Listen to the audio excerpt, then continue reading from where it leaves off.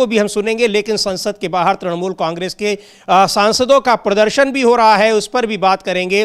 पर यह बात अब स्पष्ट हो गई है कि सरकार अभी तक एसआईआर पर चर्चा से क्यों भाग रही थी। वंदे मातरम पर चर्चा उसने अपनी मर्जी से कराया, लेकिन वंदे मातरम पर भी सरकार किस तरह से घिरी हुई है। और कई सारे बीजेपी के सांसदों को संजय सिंह ने, जो आम आदमी पार्टी के सांसद हैं, उन्होंने सीधे तौर पर कल चुनौती दे दी जब राज्यसभा में इस पर बहस हो रही थी कि अगर बीजेपी ऐसे आरएसएस के 4 लोगों का नाम बता दे जिन्होंने वंदे मातरम गाया हो और वंदे मातरम जाने के कारण वो जेल गए हों। घिरी हुई सरकार है। लेकिन सबसे दिलचस्प वाकया हुआ जब बीजेपी के तमाम सांसदों ने वंदे मातरम की जगह वंदे भारत कहा। यानी उनको वंदे मातरम उनकी जबान पर भी नहीं था, जबरन उनको बोलना पड़ रहा था वंदे मातरम। और उसको भी दिखाएंगे किन सांसदों ने यह कहा है और उसको लेकर सोशल मीडिया पर काफी चर्चा भी हो रही है। लेकिन महत्वपूर्ण बात यह कि किस तरह से एसआईआर पर जो विपक्ष के सदस्यों ने अपनी बात रखी, उसके बाद इस मुद्दे पर यह स्पष्ट हो गया है कि सरकार चर्चा से भाग क्यों रही थी। अमलेदु जी। हाँ बिल्कुल समीर जी, चर्चा से भाग क्यों रही थी ये एकदम स्पष्ट हो गया और चर्चा से भागने का कारण भी समझ में आ गया, चूंकि सरकार बुरी तरीके से घिरी हुई है। कांग्रेस के नेता हैं प्रमोद तिवारी, राज्यसभा में कांग्रेस के उपनेता हैं, उन्होंने साफ तौर पर कहा है कि चूंकि रंगे हाथ तो चोरी पकड़ी गई है, इसलिए जो है ये चर्चा से भाग रहे थे। ये एक तरीके से उनका सीधा सीधा आरोप है प्रमोद तिवारी का। और उन्होंने साफ तौर पर कहा है कि ये वोट चोरी नहीं बल्कि वोट डकैती है। और इसी तरीके की बातें समीर जी तमाम लोगों ने कही है, प्रियंका चतुर्वेदी से लेकर प्रोफेसर रामगोपाल यादव तक सबने यही बातें कही हैं कि ये वोट चोरी नहीं वोट डकैती है और चुनाव आयोग भारतीय जनता पार्टी के वोट चोरी के टूल के रूप में काम कर रहा है। ये साफ तौर पर बातें कही जा रही हैं। कल राहुल गांधी ने भी यही अपनी बात के दौरान, अपनी जो बात रखी थी उसके दौरान कहा था कि भारतीय जनता पार्टी ने चुनाव आयोग को वोट चोरी का टूल बना लिया है। जी बिल्कुल, वोट चोरी का टूल बना दिया है। और राहुल गांधी ने वो तमाम मुद्दे रखे कि किस तरीके से चुनाव आयोग की मिली भगत से पूरी चुनावी प्रक्रिया को प्रभावित किया जा रहा है। बहुत सारी बातें रखी। क्या कहा प्रमोद तिवारी ने, सुनते हैं किस तरीके से, क्यों वो कह रहे हैं कि ये वोट चोरी नहीं बल्कि वोटों की डकैती की गई है और रंगे हाथ चोरी पकड़ी गई है। सुनते हैं प्रमोद तिवारी को, राज्यसभा में कांग्रेस पार्टी के उपनेता हैं, क्या कह रहे हैं। उसके बाद भाजपा कह रही है राहुल गांधी आते हैं ड्रामा कर रहे हैं, ये सारा का सारा, ये सारा आप कैसे देखते हैं? भारतीय जनता पार्टी रंगे हाथ पकड़ी गई। जो आंकड़े राहुल गांधी ने दिए हैं, जिस तरह बिहार का चुनाव परिणाम आया, जिस तरह छीना गया महाराष्ट्र में 90% भाजपा के उम्मीदवार जीत रहे हैं, हरियाणा में 0.9% से कम से जिस तरह जीत को हार में बदला गया, तो ये वोट चोरी नहीं वोट डकैती है और राहुल गांधी ने एक्सपोज करके रख दिया है। मैं दावे से कह सकता हूं कि इलेक्शन कमीशन और भाजपा के मिली भगत से दोनों ने एक साथ रहकर लोकतंत्र पर डाका डाला है। तो ये वोट चोरी नहीं वोट डकैती है और राहुल गांधी पहले ही स्पष्ट कर चुके थे। अब संसद में भी वो सारी बातें सामने आ गई हैं। हालांकि अब इंतजार है कि गृह मंत्री अमित शाह क्या जवाब देते हैं इन सब पर। लेकिन ये सारी चीजें किस तरीके से, वो एक के बाद एक बहुत सारे उदाहरण अलग अलग तरीके से दिए गए और विपक्ष के तमाम नेताओं ने उस पर अपनी बात रखी है। उसको लेकर प्रियंका चतुर्वेदी ने भी कहा है कि जो कुछ राहुल गांधी ने कहा वो बिल्कुल सही है, क्योंकि वो लगातार कई राज्यों में होता आया और ये सारी शिकायतें चुनाव आयोग से की जा चुकी हैं, लेकिन चुनाव आयोग ने किसी भी शिकायत पर ध्यान नहीं दिया है। तो ये अब सबसे ज्यादा महत्वपूर्ण होगा कि उस पर जवाब क्या देते हैं। लेकिन जिस तरीके से राहुल गांधी को बोलते समय रोका गया, चाहे वो संसदीय कार्य मंत्री हो और यहां तक कि खुद स्पीकर ओम बिरला, उससे ये समझ में आ रहा था कि किस तरह सरकार और चुनाव आयोग की जो कथित तौर पर मिली भगत है, जिसके आरोप विपक्षी सांसद लगा रहे हैं, वो स्पष्ट रूप से उसका खुलासा हो रहा था। और जिन सदस्यों ने भी बातें रखी हैं, पूरी तरह सरकार एक तरह से बेनकाब हो गई कि कैसे चुनाव आयोग और सरकार मिलकर चुनावी प्रक्रिया को अपने हाथ में लेने की कोशिश कर रहे हैं, यानी उसको पूरी तरह से मैनिपुलेट कर रहे हैं। बिल्कुल, बहुत एक तरह से देखा जाए कि किस तरीके से पूरी चुनावी प्रक्रिया जो है उसको मतलब अपहरण कर लिया गया है, उसका एक तरीके से देखा जाए तो ये आरोप राहुल गांधी के साफ तौर पर थे। और इस पर बहुत कहा जाए कि मतलब इतने मारक राहुल गांधी के वक्तव्य थे और इतनी मारक चोट थी कि भारतीय जनता पार्टी के नेतागण जो थे वो बिलबिलाते हुए देखे गए समीर जी। और जो आरएसएस का जब जिक्र आया तो एकदम से, जैसा आपने बताया कि ओम बिरला साहब से लेकर और संसदीय कार्य मंत्री तक सब जो थे वो एकदम से उचक गए काफ़ी तेज़ी के साथ। तो यानी एक तरीके से देखा जाए तो राहुल गांधी ने जहाँ चोट करनी थी वहाँ चोट पहुंची। वंदे मातरम पर चर्चा कराकर और उसके बदले में एसआईआर पर यानी चुनाव सुधार पर चर्चा कराकर मोदी जी ने सोचा ये था कि इस बहाने कांग्रेस को घेरेंगे और फिर उसके बाद निकल लिया जाएगा, लेकिन हुआ उल्टा कि वंदे मातरम पर भी बुरी तरीके से फंस गए और एसआईआर पर भी बुरी तरीके से फंस गए। तो यानी ये दोनों दिन जो थे समीर जी, ये विपक्ष के खासतौर से राहुल गांधी और कांग्रेस के नाम रहे। आज भी अमित शाह शाम को 5 बजे के आसपास जो है लोकसभा में इसका जवाब देंगे। क्या जवाब देते हैं ये देखना होगा।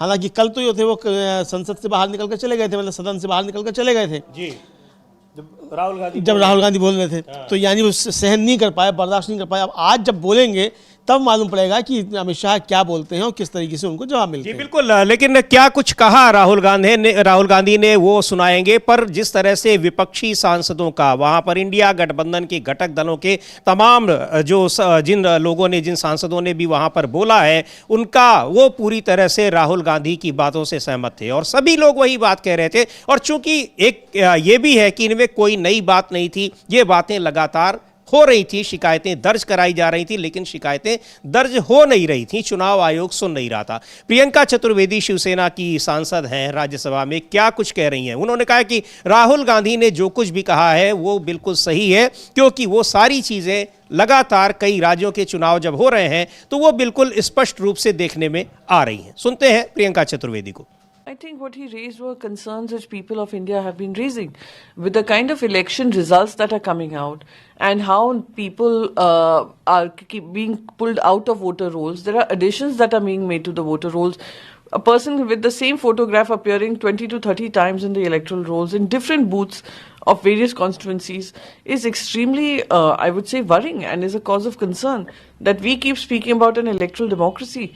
But if an electoral democracy is being conducted by a severely compromised election commission, then we are not going to have an electoral democracy. What we have is a sham of a democracy.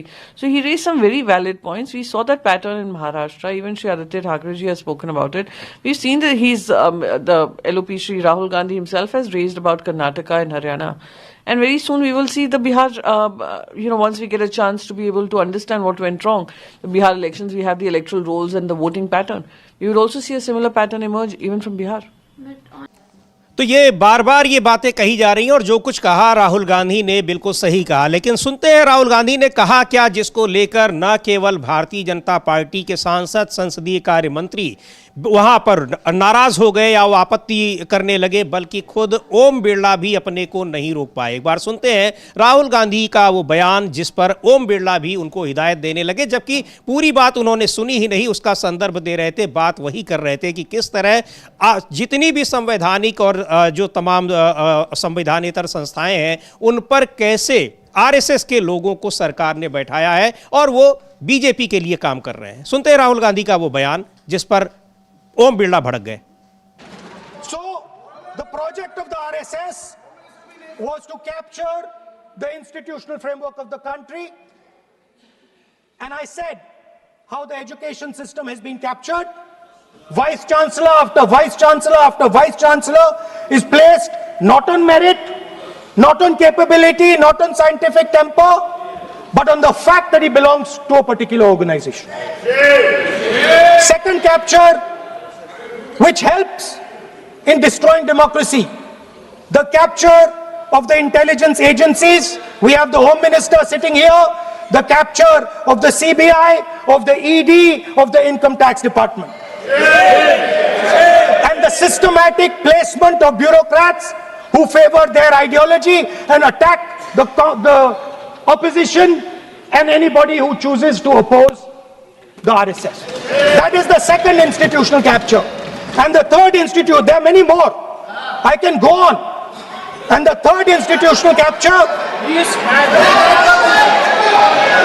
What is this?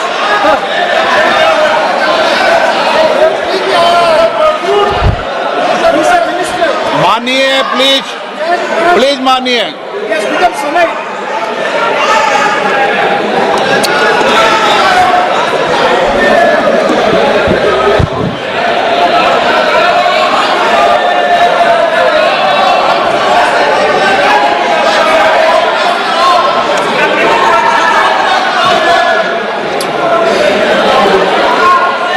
And the third election, the third capture of the institution that directly controls the election system of our country, the Election Commission. Now, I am not saying this without proof. I have put forth adequate proof about how the Election Commission is colluding with those in power to shape the elections.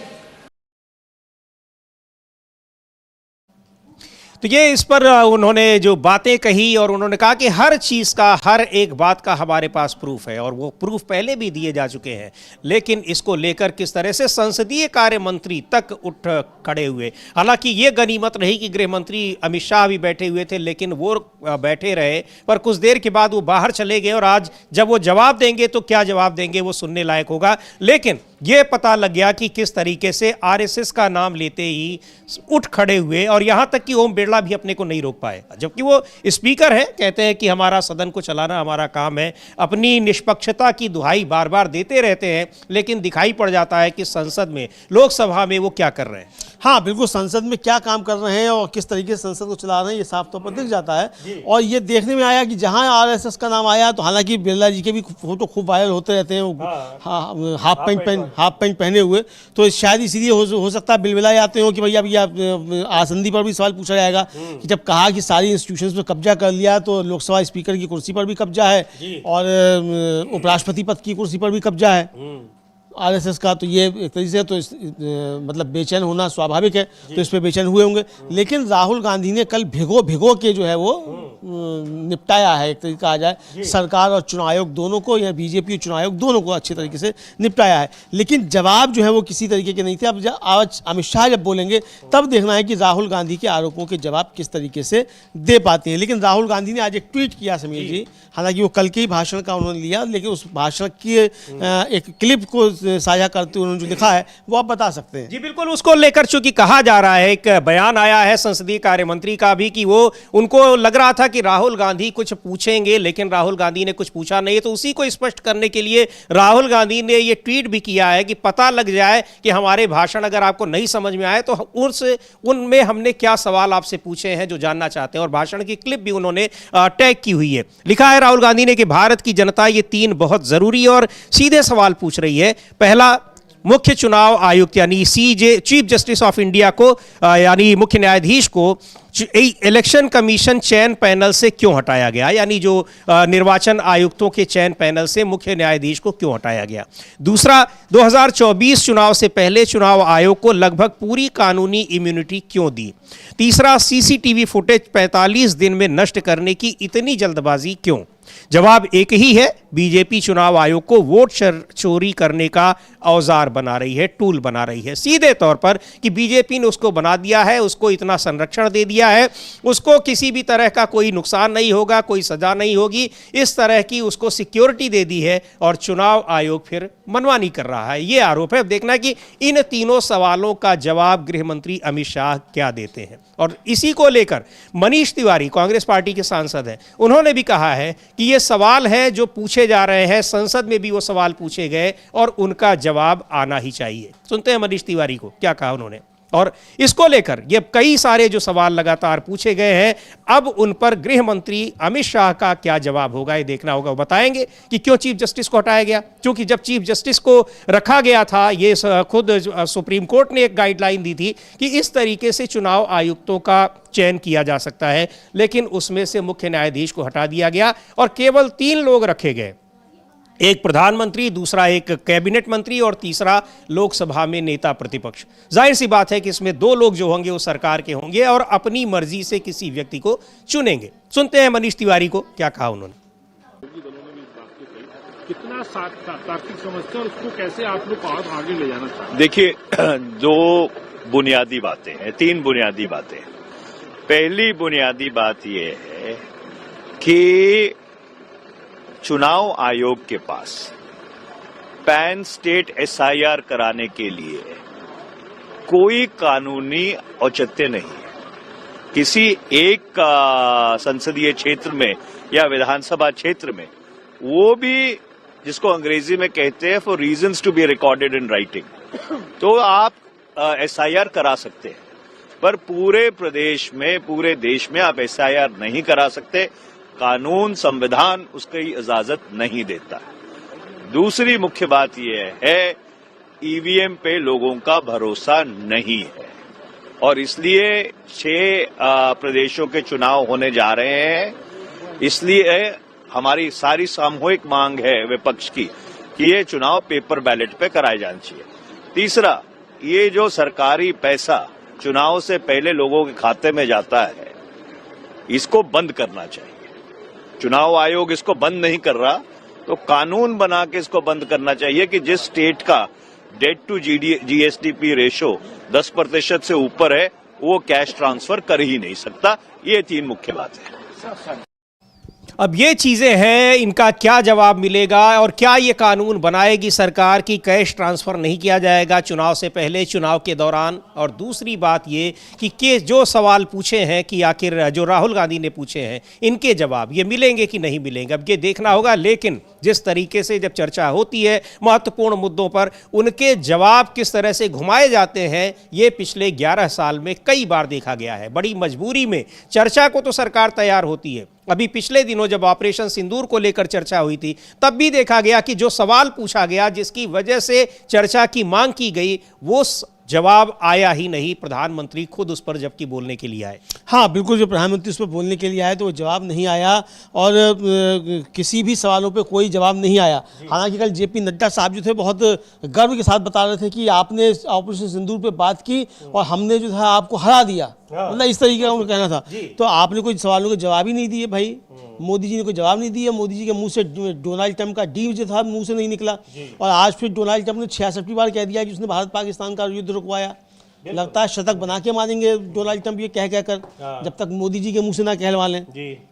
या तो मोदी जी फिर हिम्मत करके कहना कि Trump झूठ बोल रहे हैं, पर 66 बार जब एक आदमी बोल रहा है तो मोदी जी को आखिर सुनाई क्यों नहीं पड़ रहा है? बिल्कुल, तो ये सवाल उठता है। तो ये तमाम मसले हैं, लेकिन कोई जवाबों के सवाल जो है वो इसका नहीं आ रहे हैं समीर जी, साफ तौर पे देखा जा सकता है। और सीपीआईएम के सांसद हैं अमरा राम, उन्होंने भी कहा है कि आखिर एसआईआर चुनाव आयोग कैसे करा रहा है, उसको पावर ही नहीं है, संविधान ने उसको ये जिम्मेदारी नहीं दी है, बावजूद इसके वो करा रहा है। तो राहुल गांधी जो कह रहे हैं वो सही कह रहे हैं और इसीलिए कह रहे हैं मनीष तिवारी की पूरे विपक्ष की मांग है कि चुनाव जो है वो बैलेट पेपर से कराए जाए, ईवीएम का झंझट खत्म कर दिया जाए। बहुत सारे देश इसको खत्म कर चुके हैं, आजमाने के बाद खत्म कर चुके हैं। इसका मतलब कि इसमें गड़बड़ियां हैं। सुनते हैं सीपीएम के सांसद अमरा राम क्या कह रहे हैं। को कमजोर कर रही है और जो वोट चोरी है वो सबसे बड़ा एंटी नेशनल एक्ट है। तो है ही, मतलब चुनाव आयोग नियुक्त करने के लिए प्रधानमंत्री, एलओपी और चीफ जस्टिस ऑफ इंडिया, सत्ता पक्ष, प्रतिपक्ष और चीफ जस्टिस तो कोई पार्टी का नहीं होता, उसको हटा करके कैबिनेट करके केवल चुनाव आयोग नहीं रहा, मोदी आयोग हो गया। और इसी का नतीजा है कि केवल एसआईआर वहाँ की जा सकती है जहाँ कोई शिकायत हो, पूरे देश में नहीं की जा सकती। जहाँ शिकायत है, जिसने 1952 में वोट दे दिया वो आज उससे वापस फार्म भरा रहे हैं। मतलब इससे ज़्यादा को क्या अन्याय किया जा सकता है। और तय रूप से आप देखिए, राजस्थान में अभी एसआईआर हो रहा है, आदिवासी इलाके में आधे से ज़्यादा गांव खाली हो जाता है। लाखों लोग एससी के, एसटी के जो अपने रोजी रोटी के लिए बाहर जाते हैं, उनको कोई फार्म नहीं है, न शिक्षित है वो, न फार्म भर सकते हैं, न ऑनलाइन भर सकते हैं। इसलिए केवल और केवल ये SIR SC ST और माइनॉरिटी OBC के वोटों को काटने का प्रयोजन है। अगर जिस प्रधानमंत्री और गृह मंत्री घुसपैठियों की बात करते हैं तो 11 साल झकमरा रहे थे क्या? और अब कह रहे 32 लाख ने परफॉर्मा नहीं भरा, तो 32 लाख में बताए ना सरकार की कितने घुसपैठिए हैं। और अभी उत्तर प्रदेश में तो सेंटर घोषित कर रहे हैं, तो कितनों को बाहर निकाला आपने? इसलिए केवल और केवल सांप्रदायिकता के आधार पे बांग्लादेश से घुसपैठिए आए हैं। केवल और केवल सांप्रदायिकता को आगे ले जाकर लोगों का वोट काट कर राजनीतिक रोटियां सेकने का काम। बीजेपी तो कह रही है कि राहुल गांधी ड्रामा कर रहे हैं। बीजेपी तो यही करेगी और क्या, मतलब आप देखिए इस पे चर्चा क्यों नहीं कराई? एक सत्र पूरा का पूरा 2 दिन को छोड़ करके पूरा सत्र उन्होंने किया, इस सत्र के भी 2 दिन उन्होंने नष्ट करने का काम किया। इसलिए वो तो यही कहेगी, चोर कभी नहीं कहता कि मैंने चोरी की है, उसके तो लठ पड़ेंगे जब भी वो हाँ भरता है। इसलिए जनता की मार पड़ेगी जब भी ठीक हो। तो ये बड़े गंभीर आरोप लगा रहे हैं अमराराम और कह रहे हैं कि ये मोदी आयोग बन गया है चुनाव आयोग। खैर, अब चलते हैं लोकसभा में क्या कुछ हो रहा है वो भी देखते हैं। माननीय सदस्य, मैं आपसे आग्रह कर रहा हूं कि एक मिनट प्लीज, 1 मिनट। माननीय सदस्यगण, मैं इतना सा आग्रह करता हूं कि हम बाहर के स्टेटमेंटों पे जाएंगे ना तो दोनों तरफ से बहुत स्टेटमेंट बाजी होगी। इसलिए अपन जो बोल रहे हैं आप कंक्रीट बात बोले। हाँ, कई लोग आम सभाओं में बोलते हैं ये सदन है, सदन आम सभाओं में अंतर होता है चीजों। माइक चालू है एकदम। Sir, this is a discussion of electoral reforms. When we discussing up the electoral reforms, we need to point it out all these issues, sir. Sir, when we complained about this code of conduct violation by the Prime Minister, Election Commission, what they have done, sir, they have forwarded our letter to JP Nadda ji, BJP president. This was the Election Commission.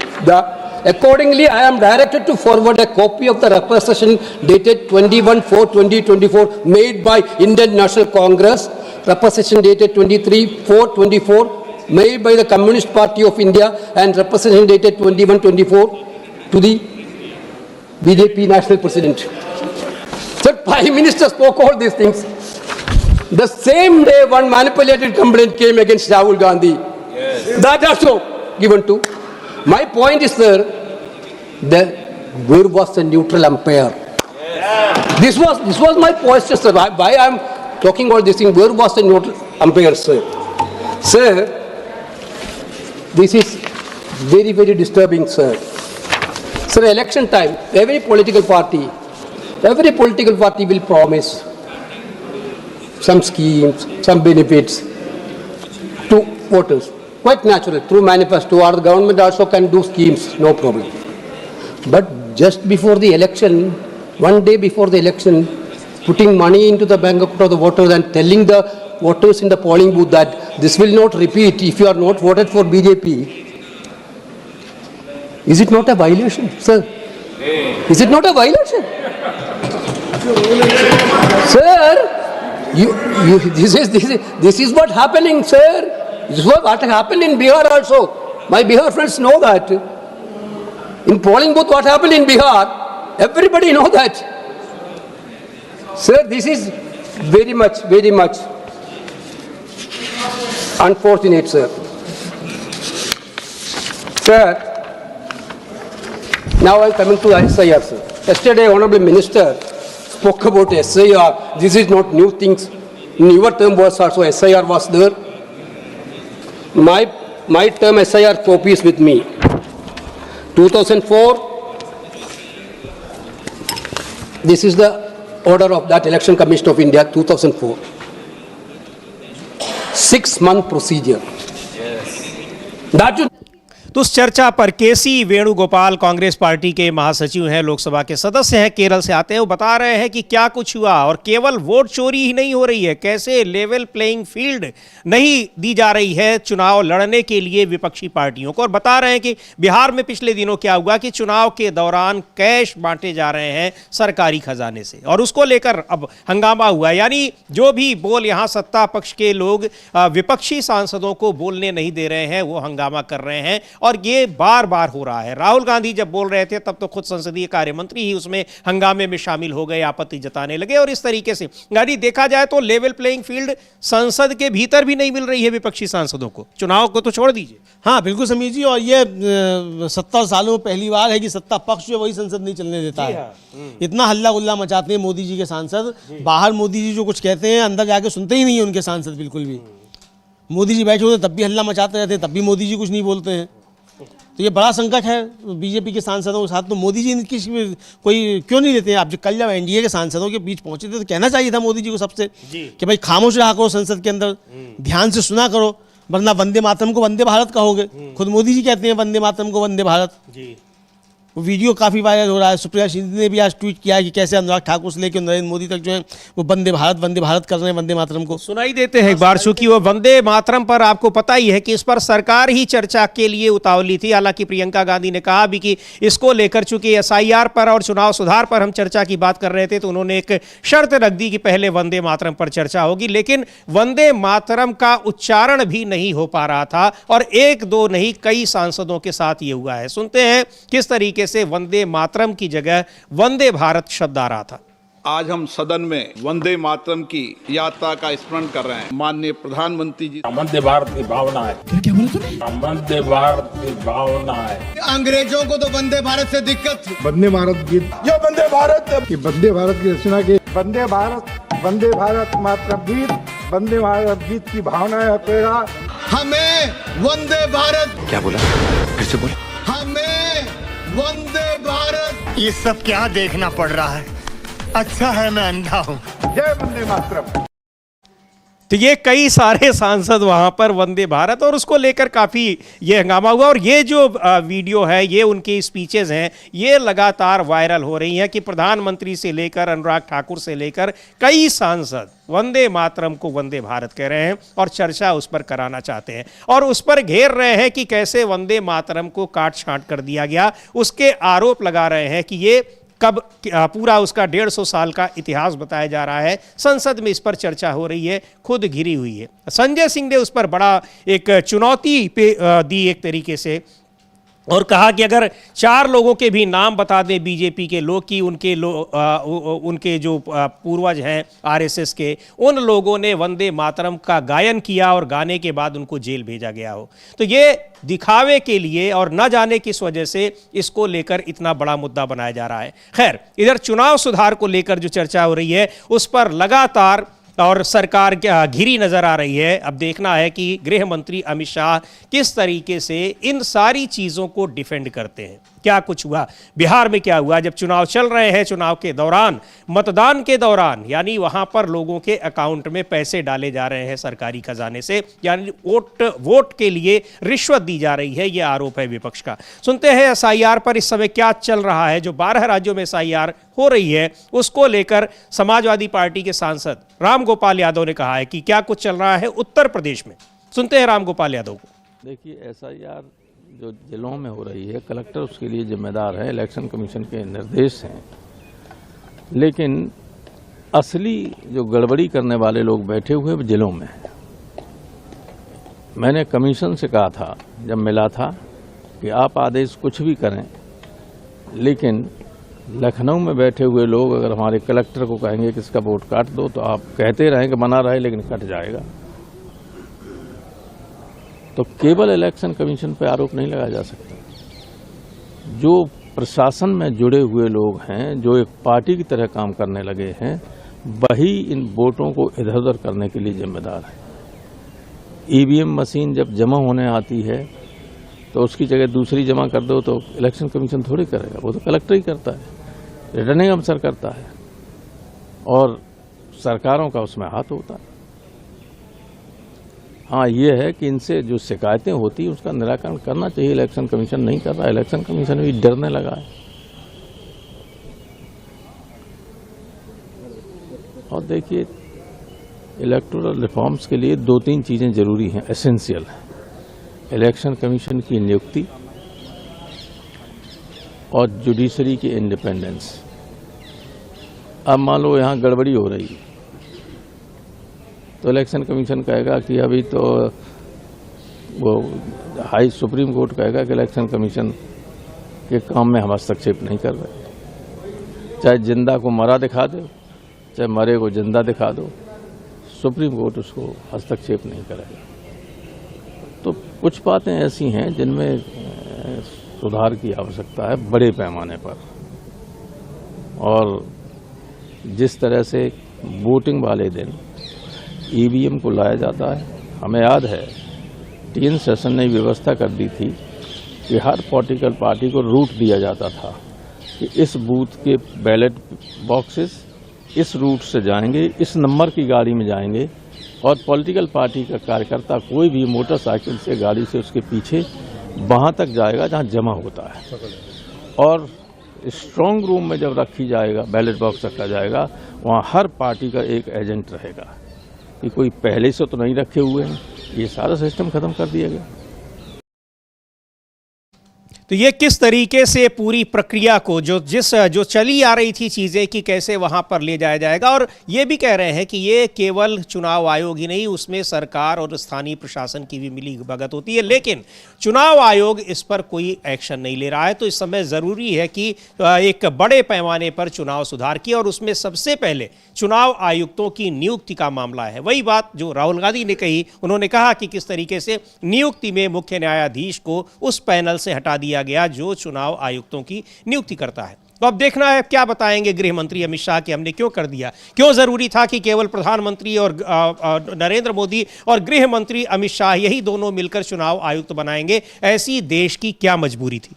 बिल्कुल समीर जी, और ये बहुत बड़े सवाल हैं कि सीधे मुख्य न्यायाधीश से उनको क्या खतरा था? हाँ, मुख्य न्यायाधीश से आखिर क्या खतरा था, और ये साफ तौर पर कि आप क्यों देना नहीं चाहते इसको। भाई ये सवाल जब पूछा जा रहा है कि भाई आप इसका दीजिए, तो आप देना क्यों नहीं चाहते? 45 दिन में ही आप क्यों नष्ट कर देंगे सीसीटीवी फुटेज? आप क्यों नहीं देंगे कि मशीनों, राहुल गांधी ने बड़ा सवाल उठाया कि भाई मशीनों तक हमारी पहुंच क्यों नहीं है, वो किस सिस्टम से काम कर रही हैं, उसका ब्लैक वाइट क्या है, किसी को मालूम ही नहीं है। आपने बता दिया कि सब मशीन है, बड़ी प्रूफ है, लेकिन हमें कैसे मालूम है? जबकि समीर जी, आपको याद होगा कि सुप्रीम कोर्ट में जब बहस चल रही थी ईवीएम मशीनों को लेकर, तो चुनाव आयोग के अधिकारी ने बताया था कि वहां ईवीएम मशीनें जो हैं वो डाटा केबल से भी जुड़ी जाती हैं, लैपटॉप से भी जुड़ी जाती हैं, इंटरनेट से भी जुड़ी जाती हैं। तो जब इंटरनेट से जुड़ रही है, डाटा केबल से जुड़ रही है, लैपटॉप से जुड़ रही है, तो कुछ भी किया जा सकता है। बिल्कुल। फिर ये भी कहा कि जो उसमें सिंबल लोडिंग यूनिट होती है SLU, उसका जो लैपटॉप से वो डाला जाता है वो डीएम के कब्जे में रहता है।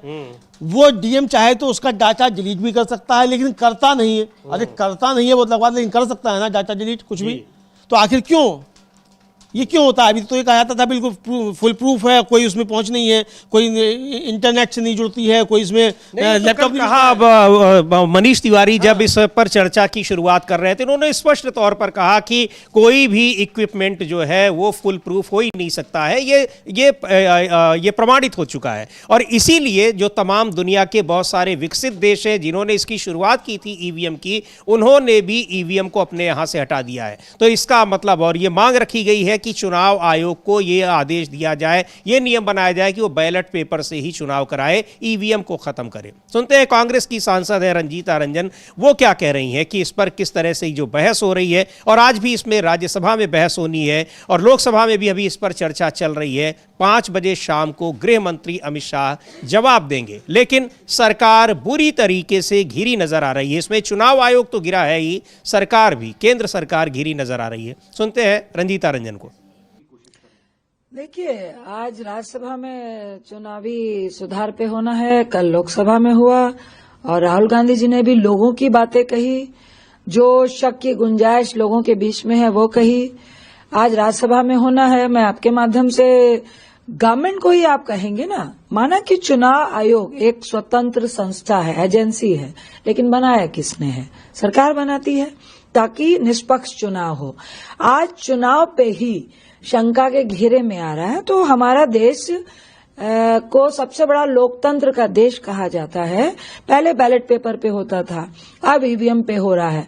यस, बहुत लोगों को शक जाता है कि भाई हम ईवीएम का बटन दबाते हैं तो जिस पार्टी को दबा रहे हैं उस पे जा रहा है कि नहीं, उसके कारण वीवीपैट आया।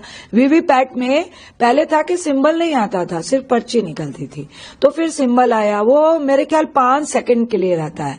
फिर हम विपक्ष वालों ने कहा ना कि आप वीवीपैट की भी गिनती करें, तो क्यों नहीं होती है। यहां तक कहा गया कि एटलीस्ट जो वोटर है आप उसको वीवीपैट दे दीजिए या दिखा दीजिए कि आपने जिसको वोट दिया तो वो वही सिंबल आ रहा है। और कई बार ऐसा हुआ है कि वीवीपैट और जो ईवीएम मशीन का काउंटिंग है वोटिंग का, वो भी मैच नहीं करता है, तो शक तो जाएगा ही। अभी जो आप एसआईआर करवा रहे हैं, जिस तरह यूपी की खबर आई 20 बीएलओस की डेथ हो गई क्योंकि उन पर भारी प्रेशर था। अब उनको काम का प्रेशर था या किस तरह का प्रेशर था, ये तो सरकार समझे। आपके पास मैन पावर की कमी है, आप एक एक बीएलओस को कई कई पंचायतों का भार दे रहे हैं और उसको कम से कम दिन रहे हैं। और जो क्लॉज दिए हुए हैं आपने 2003 और 2003 के बाद वाला, और यूपी में तो आपने ABC 3 कैटेगरी कर दी है। जब एक वोटर, जो वोटर ऑलरेडी है, उसको दोबारा अपने आप को प्रूफ करने में इतना टाइम लग रहा है, तो बीएलएस को कितना लग रहा होगा, क्योंकि उसको समझाना पड़ता है। एक तो पैन इंडिया की भी जरूरत नहीं थी। आप जहां पे आपको लग रहा था कि यहाँ पे कमियां हैं, आप वहां कराते। अगर आप पैन इंडिया भी करा रहे हैं तो आपको पहले मैन फोर्स बढ़ानी चाहिए थी, आपको बीएलओस बढ़ाने चाहिए थे, आपको सिस्टम को और दुरुस्त करना चाहिए था। ये भी एक शंका होती है कि इतनी तेजी में क्यों करा रहे हैं, इतने आनन फानन में क्यों करा रहे हैं। और बिहार में चुनाव के जस्ट कुछ महीने पहले आपने क्यों शुरू किया, क्योंकि आप 8 करोड़ वोटर्स का आप निरीक्षण कर रहे हैं, तो चंद महीनों में कैसे होगा। प्रधानमंत्री तो जाके करेंगे नहीं, चुनाव आयोग तो जाके करेगा नहीं। गाज किस पे गिरती है, बीएलओस पे गिरती है, नीचे वाले ऑफिसर्स पे गिरती है। तो किस तरह का प्रेशर क्रिएट कर रहा है, इन सारी बातों का जवाब देना चाहिए। और चुनाव आयोग से हम क्यों मांगेंगे, सरकार हमारी है, हम सरकार बनाते हैं, हम लॉ बनाते हैं, तो लॉ में कमी है। आज जिस तरह से चुनाव आयोग को एक पक्षीय दिख नहीं रहा है, साफ दिख रहा है, तो इसकी रिस्पॉन्सिबिलिटी और अकाउंटेबिलिटी अगर चुनाव आयोग नहीं पूरी कर पा रहा है तो आप किससे बात करेंगे, आप सरकार से बात करेंगे। आप सरकार को बोलेंगे आपने सिस्टम को शायद लीक किया है। जो हम लोगों ने कहा, जो राहुल जी ने भी कहा ना कि 45 दिन के बाद, तो ये बहुत सारे सवाल चुनाव आयोग पर हैं और चुनाव आयोग के पास उन चीज़ों का जवाब नहीं है। और चुनाव आयोग यहाँ कैसे चुनाव कराने हैं, क्या कुछ करना है, वो नियम भी खुद ही बना रहा है जो कि पार्लियामेंट को बनानी चाहिए। और ये सारे सवाल वहाँ उठे हैं। उधर सुप्रीम कोर्ट में भी इस पर बहस चल रही है, वहाँ भी ये सारे सवाल उठ रहे हैं। लेकिन इन सब के बीच चुनाव आयोग कहीं से भी पीछे हटता नहीं दिखाई पड़ रहा है। और उसकी वजह यही है जिस तरह का संरक्षण उसको कानून बनाकर दे दिया गया है। अब यही सवाल उठ रहा है कि सबसे पहले तो चुनाव आयुक्तों को नियुक्त करने की जो प्रक्रिया है, जो सरकार ने नियम बना दिया है, उसको बदला जाए और उसमें चीफ जस्टिस ऑफ इंडिया को भी रखा जाए। केवल ऐसा नहीं हो कि सरकार के 2 प्रतिनिधि हो और एक लोकसभा में नेता प्रतिपक्ष हो, बल्कि उसमें एक वो चूंकि वो निष्पक्ष होगा, उसका किसी से कोई राजनीतिक उसका रुझान नहीं होगा, अगर उसको भी शामिल किया जाएगा और तब एक जो प्रक्रिया होगी चुनने की वो सही होगी। लेकिन सरकार ने जब नियम बनाया तो उसमें मुख्य न्यायाधीश को उससे हटा दिया। हालांकि ये मामला भी अभी सुप्रीम कोर्ट में लंबित है, लेकिन इस पर यह दबाव बनाया जा रहा है। जो विपक्ष का कहना है कि सबसे पहले इस चुनाव सुधार की जो शुरुआत है वो यहीं से होनी चाहिए कि निर्वाचन आयुक्तों की नियुक्ति का तरीका बदला जाए। बिल्कुल यही है कि निर्वाचन आयुक्तों की नियुक्ति का तरीका जो है वो बदला जाए और इसको लेकर साफ किया जाए। और दूसरा जो उनको बचाने वाला कानून है वो बदला जाए। क्योंकि जब एकदम निर्भय हो जाएंगे फिर तो सरकार के पक्ष में काम करेंगे। अच्छा, मान लीजिए सरकार के पक्ष में क्या, ज्ञानेश कुमार जी कल को अगर राहुल गांधी से मिल जाए तो आने वाले लोकसभा चुनाव में मोदी जी का तो सफाया हो जाएगा और राज्यों में सफाया हो जाएगा। तो फिर ऐसा क्यों आप कानून बनाया जाए कि किसी से भी मिलने की रहे कोई बात। अब जैसे राहुल गांधी कह रहे हैं कि हमारे पास सूचनाएं चुनाव आयोग के अंदर से ही आ रही हैं, तो चुनाव आयोग के अंदर से ही अगर सूचनाएं आ रही हैं और वहीं से उनको सारी जानकारी मिल रही है, तो कौन है देने वाला? तो अगर वो देने वाला है, कल को वो अगर मुख्य चुनाव आयुक्त बन जाएगा तो वो राहुल गांधी के साथ मिल जाएगा। तो जरूरी थोड़ी कि आज नरेंद्र मोदी के साथ मिला हुआ है, कल को वो राहुल गांधी साहब नहीं मिल जाएगा। ऐसे तमाम अफसर रहे जो मोदी जी के बहुत प्रिय थे, फिर जो मोदी जी के बहुत ज्यादा खिलाफ हो गए। उसका यह है कि वो राजनीतिक रुझान नहीं होना चाहिए, कोई उसकी राजनीतिक पक्षधरता नहीं होनी चाहिए। उसको जो जिम्मेदारी, जो दायित्व संविधान ने दिया है स्वतंत्र और निष्पक्ष चुनाव कराने का, वो अपना दायित्व निभाना चाहिए। और जो बात कही अमलेंदु जी, किरण रिजिजू ने, कि उनको समझ में ही नहीं आया कि राहुल गांधी क्या करना चाह रहे थे, तो राहुल गांधी बार बार ट्वीट भी कर रहे हैं और ये बता रहे हैं हिंदी में ट्वीट। इतनी समझ कमजोर क्यों है किरण रिजिजू की? वो बता रहे हैं कि हमने इसका मतलब संसदीय कार्य मंत्री का कार्य करने लायक नहीं है। अगर राहुल गांधी के आधे घंटे के भाषण में आपको समझ में नहीं आया कि राहुल गांधी क्या कहना चाहते हैं, तो बहुत कमजोर आपका दिमाग है। इसका मतलब आप संसदीय कार्य मंत्री के लायक नहीं है। आप अपनी अक्षमता जो खुद स्वीकार कर रहे हैं। तो मोदी जी को चाहिए इनको तुरंत बदलें, दूसरा कोई कायदे का संसदीय कार्य मंत्री लेकर आए जो समझ सके कि नेता विपक्ष जो वो क्या कहना चाहता है, क्या कह रहा है। सीधे सीधे जब वो सवाल पूछ रहे हैं तो आपको क्यों नहीं समझ में आ रहा? तो अगर आपकी समझ में नहीं आ रहा तो ये आपकी समझ का फेर है इसका मतलब। लेकिन राहुल गांधी ने उनके समझ के लिए, उनकी सहूलियत के लिए अब बार बार अपने भाषणों की क्लिप निकालकर बता रहे हैं कि हम क्या चाह रहे हैं, क्या हमारी मांग है। यही बातें हमने पार्लियामेंट में, लोकसभा में कही थी। एक और ट्वीट किया है राहुल गांधी ने और लिख रहे हैं कि कैसे होगा चुनाव सुधार, वैसे ही जो हम बार बार कह रहे हैं। और उसमें उन्होंने अपने भाषण की क्लिप भी लगाई है। पहला, चुनाव से कम 1 महीने पहले मशीन रीडेबल वोटर लिस्ट सार्वजनिक हो, सीसीटीवी फुटेज मिटाने वाला काला कानून तुरंत वापस लिया जाए और विपक्ष को ईवीएम तक पहुंच मिले और उसका आर्किटेक्चर सार्वजनिक किया जाए। चुनाव आयुक्तों को सजा से बचाने वाला कानून बदला जाए ताकि उनकी मनमानी पर लगाम लगाई जाए।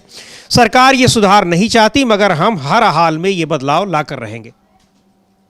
जी बिल्कुल। अब ये कहा उन्होंने, कल अपना भाषण भी जो था उन्होंने जब दिया था उसी की क्लिप भी उन्होंने इसको साझा की। उन्होंने साफ तौर पे कहा कि भाई ये कहीं चले भी जाएंगे तो आप निश्चिंत रहिए, हम सरकार में आकर ये कानून बदल देंगे और पिछली डेट से हम कानून बनाएंगे इनको सजा देने का। तो यानी राजीव कुमार, ज्ञानेश कुमार को सजाएं मिलेंगी, इंतजार कीजिए थोड़ा सा।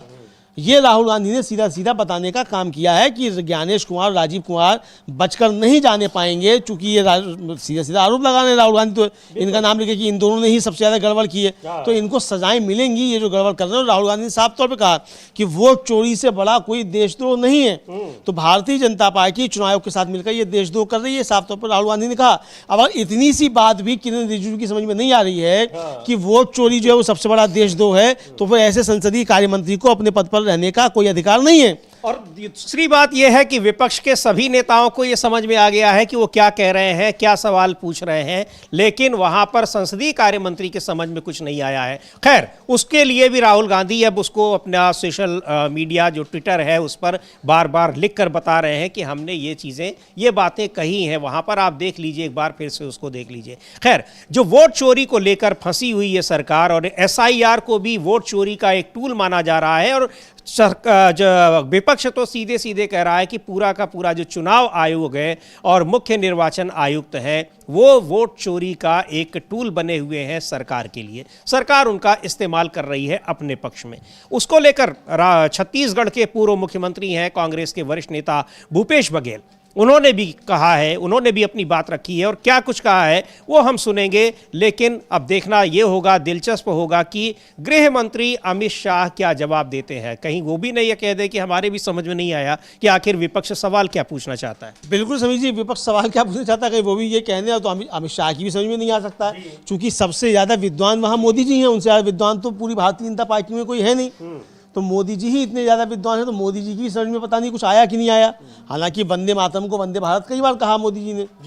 वो वीडियो हम लोगों ने दिखाया कि किस तरीके से वायरल हो रही है, वो क्लिप जो है सुप्रिया श्रीनेत ने उसको ट्वीट किया, वो दिखाया जा रहा है। लेकिन समीर जी, जो भी है, भूपेश बघेल का साफ तौर पर कहना है कि भाई जो चुनाव आयोग है ये निष्पक्ष नहीं है, इसकी कार्यप्रणाली जो निष्पक्ष नहीं है, और अनेक उदाहरण ऐसे हैं जिससे इसको प्रमाणित किया जाता है। इसीलिए पूरा देश जो है वो राहुल गांधी के साथ खड़ा है और इस सरकार और चुनाव आयोग के खिलाफ खड़ा है, ये कहना है भूपेश बघेल का। सुन लेते हैं क्या कहा है भूपेश बघेल ने। कल चुनाव आयोग और चुनाव आयोग दोनों के खिलाफ लोकसभा में बोला है। देखिए, सीधी सी बात यह है कि चुनाव आयोग की कार्यशैली है वो निष्पक्ष नहीं है और अनेक उदाहरण देके इसे प्रमाणित किया जा चुका है कि चुनाव आयोग अब निष्पक्ष नहीं रहा। उसकी नियुक्ति से लेकर उनकी कार्यशैली तक और उसके जो सरकार ने जो अभय दान दिया है उनके खिलाफ कोई एफआईआर नहीं हो सकता, कोई कार्रवाई नहीं हो सकता, उस सुरक्षा कवच में उसे रखा गया है और इस कारण से वो मनमानी निर्णय सत्ता पक्ष के हित में ले रहे हैं, जिसके खिलाफ पूरा देश उठ खड़ा हुआ है। और उसके अभिव्यक्ति के रूप में राहुल गांधी जी ने लोकसभा में बात कही है। आखिर जो डुप्लीकेट वोटर कहां से आ जा रहे हैं, लाखों की तादाद में 25 लाख वोट हरियाणा में आए और उसी प्रकार से कर्नाटक के उदाहरण है। तो ये सारे उदाहरण हैं जिसके कारण से चुनाव प्रभावित हो रहा है। और जो संविधान प्रदत्त अधिकार हमें कि प्रत्येक व्यक्ति एक वोट देने का अधिकार है, तो मतदाताओं के अधिकार की चोरी हो रही है। ये चोरी नहीं है, डकैती है, प्रजातंत्र की डकैती की जा रही है। ये महत्वपूर्ण बात है और इसमें निष्पक्षता दिखाने के लिए अब निर्वाचन आयोग, जब लोकसभा में सारे वक्तव्य आ गए हैं, तो निर्वाचन आयोग कुछ तो बोले, कुछ बोलेगा ही नहीं, कोई किसी प्रति कोई जिम्मेदारी नहीं। तो यहाँ ये किसकी आखिर जिम्मेदारी है? चुनाव आयोग किन सवालों के जवाब नहीं दे रहा है और अब संसद में ये बातें सारी आ गई हैं, तो क्या जवाब मिलता है? क्या कोई इसका निराकरण निकलता है? क्या कोई हल निकलता है? वंदे भारत, माफ कीजिएगा मेरे मुंह से भी वही निकल गया, वंदे मातरम पर जो ये चर्चा हुई है, आखिर उसका क्या निष्कर्ष निकला? और क्या कहीं एसआईआर का, और वंदे मातरम पर तो कोई निष्कर्ष निकलना भी नहीं था जी। निकला समीर जी, वंदे मातरम पर निष्कर्ष निकला है कि पूछा गया आरएसएस के उन 4 लोगों के नाम बताओ जो वंदे मातरम गाते हुए जेल गए हो अंग्रेजों के समय में। तो 4 क्या एक नाम नहीं है, तो 4 कहां से बताएंगे? 4 तो बहुत ज्यादा पूछ लिए गए। हाँ, ये निष्कर्ष तो निकला कि बेनकाब संसद में भी हुआ, संसद में भी आरएसएस पे अच्छे तरीके से बेनकाब हो गया। मोदी जी ने पता नहीं कौन से जन्म की दुश्मनी जो आरएसएस से पूरी कर ली। इतनी बेइज्जती आरएसएस की करवाई है, इतनी बेइज्जती जो 70 सालों में कभी नहीं हुई, 100 सालों में आरएसएस की इतनी बेइज्जती नहीं हुई।